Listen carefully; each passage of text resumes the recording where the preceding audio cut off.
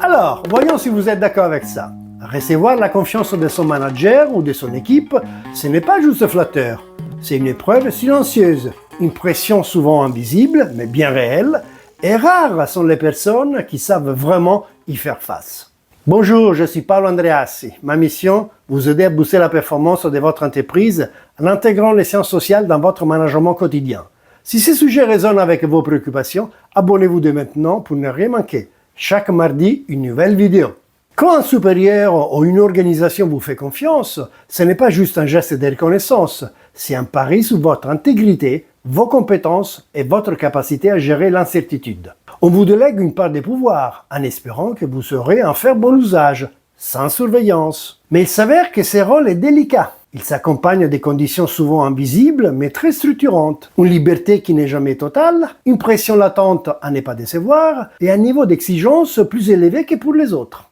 On pense souvent que recevoir la confiance est uniquement positif, voire nécessaire pour motiver ou se motiver. Mais j'ai souvent constaté que très peu de personnes sont préparées à ce que cela implique réellement. Recevoir la confiance, c'est aussi accepter d'entrer dans un jeu de rôle implicite, où les attentes ne sont pas toujours verbalisées, mais bien présentes. C'est justement cette zone grise entre confiance reçue et attente implicite qui provoque des tensions internes, souvent mal identifiées. Dans la pratique, cela déclenche au sein de la personne qui reçoit la confiance la peur de ne pas être à la hauteur. Cette peur provient souvent du sentiment d'avoir à répondre à des attentes implicites et floues, sans filet de sécurité. Les besoins d'éprouver constamment sa valeur. Ces besoins peuvent être du flou autour des critères d'évaluation. Quand rien n'est explicitement entendu, on cherche à exceller surtout tout le temps. Le syndrome de l'imposteur. Ces phénomènes surviennent souvent lorsqu'on doute de mériter la confiance accordée, même face à des signes objectifs de compétences. C'est souvent mon cas. Résultat, certains tombent dans les sous-contrôles, d'autres s'isolent, quelques-unes s'épuisent à tout porter sans poser leurs limites. J'ai souvent observé des collègues devenir aigris ou amers vis-à-vis de leur travail, sans réaliser qu'ils avaient du mal à gérer la confiance qui leur avait été accordée, non par mauvaise volonté, mais parce qu'ils n'avaient jamais reçu les clés ou l'accompagnement pour le faire correctement. Après avoir exploré ces réactions, parfois déstabilisantes, il est temps de passer à l'étape suivante. Comment en faire une force pour développer un leadership plus conscient et efficace? Première force, le travail réflexif. Apprenez à repérer vos réactions. Demandez-vous, qu'est-ce que cette confiance change dans ma manière d'agir? Par exemple, vous mettiez spontanément vos collègues dans la boucle et vous vous surprenez à vouloir tout valider vous-même. Voilà un indice que quelque chose a changé.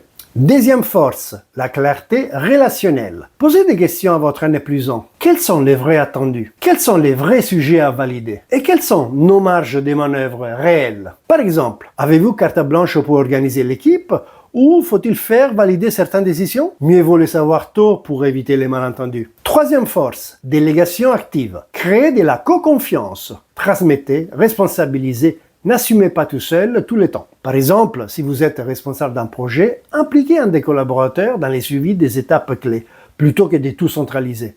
Cela favorise l'engagement collectif et réduit votre charge mentale. Avant d'aller plus loin, il faut aussi regarder l'envers du décor, car mal gérer cette confiance peut vous entraîner dans les côtés obscurs de la force, en vous transformant en les surcontrôlants discrets. Il veut bien faire et finit par tout faire. Les faux autonomes.